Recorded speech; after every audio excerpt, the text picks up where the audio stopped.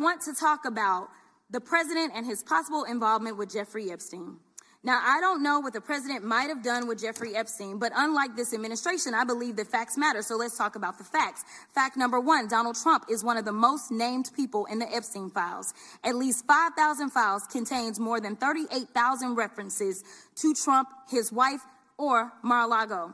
Fact number two, Jeffrey Epstein and Ghislaine Maxwell made young girls available to Trump on multiple occasions. For example, according to this file, Ghislaine Maxwell presented a young girl to President Trump who spent more than 20 minutes apparently flirting with her.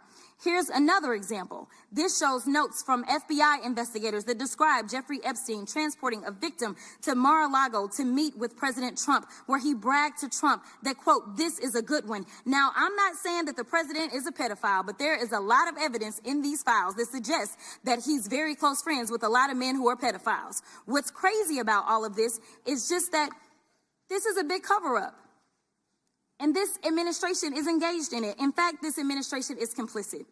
But there are numerous others, like how the DOJ is attempting to obstruct justice in the investigation of the rogue agents who have murdered American citizens, or how the DOJ seized voter data from Fulton County in an attempt to steal the 2026 midterm elections, or how federal agents have Tom Homan on tape accepting a bribe and your agency killed the investigation, or how your agency is ready to give the president a $230 million payday, which is unconstitutional. The Constitution is clear. The president shall not receive any payment except his salary while in office. The fact of the matter is that you will be remembered as one of the worst attorney generals in history. An attorney general who has prioritized obstruction over justice, corruption over the law, fealty to the president over loyalty to the Constitution. And Mr. Chairman, I will yield. Gentlelady yields. Gentleman from Missouri is recognized. Excuse me, gentleman from Kansas, the Attorney General, former Attorney General, Mr. Schmidt is recognized.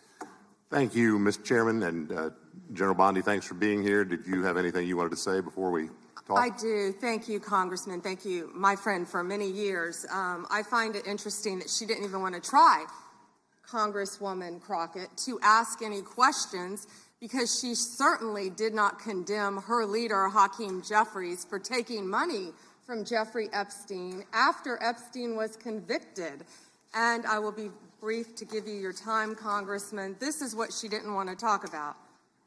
Texas, from Cuba, convicted, homicide, arson, weapon offense. Convicted. You know, so what are we talking about? Convict Texas, some of these perpetrators that rape these women that are sitting behind you, time that belongs you to the refuse to even acknowledge they are here. Time belongs to the gentleman from Kansas. Mr. Chairman, could I have a few seconds back to make up for the yelling? Thank you.